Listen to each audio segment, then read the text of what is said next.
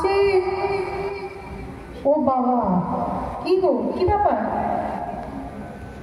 মা, ভিখারিকে 10টা টাকা দেবেন, ভগবান মঙ্গল করবে। ও হরি, এ কেমন হয় না? 10 টাকা কেউ ভিক্ষে চায়? সকাল সকাল 10-10টা টাকা খসে গেলে তো নেহাতই অমঙ্গল। আমি তো আপনার মঙ্গলের কথা বলিনি। ভিক্ষাদানের মঙ্গল একমাত্র গ্রহিতা, মানে এখানে আমি। দাদার তো লস হবেই। আচ্ছা, বড় বড় কথা বলছো, অথচ ভিক্ষে দিতে তোমার লজ্জা করে না?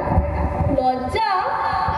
লজ্জা সম্পূর্ণ ত্যাগ না করলে নাগা সন্ন্যাসী বা ভিখারি হওয়া যায় না মা।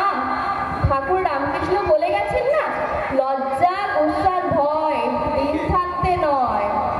ও বাবা, ঠাকুর রামকৃষ্ণের কাহিনীও তোমার জানা আছে? কেন থাকবে না? এটা ইনফরমেশন টেকনোলজির যুগ, সবাইকে খবরাখবর রাখতে হয়। ভিখারি লাইনে আছে বলে কি মূর্খ থাকলে হবে না? তা বলে একেবারে 10 টাকা ভিক্ষে চাইবে? কি করব মা, যা চারিদিকে ইনফ্লেশন, মানে আমাদের স্ট্যান্ডার্ড অফ লিভিংটাও তো মেনটেন করতে হবে। 10 টাকা ভিক্ষে ফিক্স করে দিয়েছে আমাদের ইউনিয়ন থেকে। এর থেকে যদি কম নেবে তাহলে তাকে ইউনিয়ন থেকে বার করে দেওয়া হবে। সেই জন্যই 10 টাকা চাইছি। বলো কি সব? তাই দেখছি। তা দেখো বাবু, আমি ঠিক করেছি, ক্যাশে দেবো না, কাণ্ডে যদি ভিক্ষে দিতে হয় না। কাইন্ড? কাইন্ড মানে দেওয়া কি কাইন্ডনেস? তেমন হলে কনসিডার করতে পারি।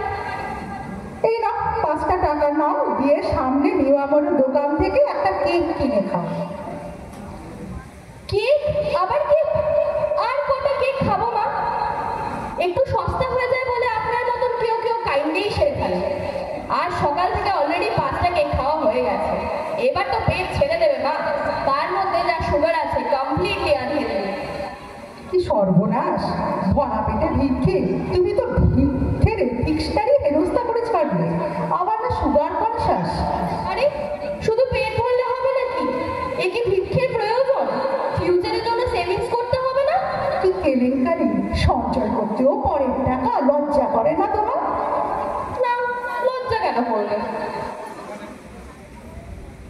ওরে বাবা, এমন জ্ঞানী পাপি ভিখিরি আমি জন্মেও দেখিনি। আপনি এরকম রেগে যাচ্ছেন কেন?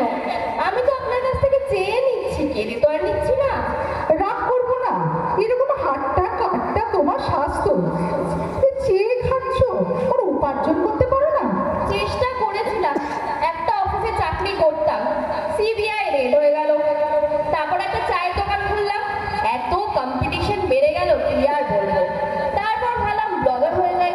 ফুড ব্লগার হতে গিয়ে দেখলাম সব টাকা খেতেই বেরিয়ে যাচ্ছে, এদিকে লাইক আর পড়ছে না। আলটিমেটলি আমার বেস্ট ফ্রেন্ড সাজেস্ট করলো এই লাইনটা, এই লাইন অফ প্রফেশনে কোনো ইনভেস্টমেন্ট নেই, 0 ইনভেস্টমেন্ট 100% রিটার্ন। আচ্ছা, বিপদে পড়েছি। তোমার সঙ্গে কথাই পারা যাবে না। তো ভিক্ষে করে কি স্যাটিসফাইড? লোকেদের ভালো করে স্যাটিসফাইড হব না? কি ভিক্ষে করে নাকি লোকের ভালো করছো? হ্যাঁ, দান করলে পুণ্য হয়। লোকে কতদূর ট্রাভেল করে যেতে হয় পুণ্য অর্জন করতে, আর আমি দেখুন পুণ্য হোম ডেলিভারি করে যায়। কত শান্তি হয় ভাবলে জানেন না। তা তো ঠিক, এই ব্যাপারটা তো কোনোদিন ভেবে দেখিনি। তাহলে বলুন, সামান্য 10 টাকাতে এত সস্তায় এই পরিষেবা কেউ দেবে? তারপর এই যে মার্কেটিং করা, কনভিন্স করা, এইগুলোর জন্য তো ট্যালেন্ট আছে। এবার আমার ভিক্ষেটা দিয়ে দাও মা, এবার আমি আসি। নাও নাও, 10 টাকা নাও বাবা, দিয়ে শান্তিতে নাও।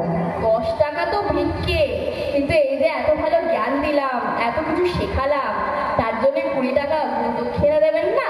কি, আবার 20 টাকা? বাপরে! তা বেশ, নাও 30 টাকা।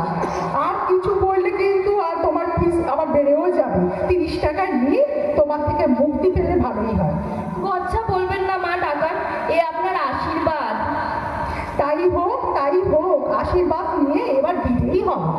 থ্যাংক ইউ মা জননী। আপনাদের দয়াতেই তো আমাদের বাড়তি, এই বিজনেস আপনাদের দয়াতেই চলে। এমন করে চিরবিদায় দিয়ে কোল ছাড়া করবেন না মা। Tata, by.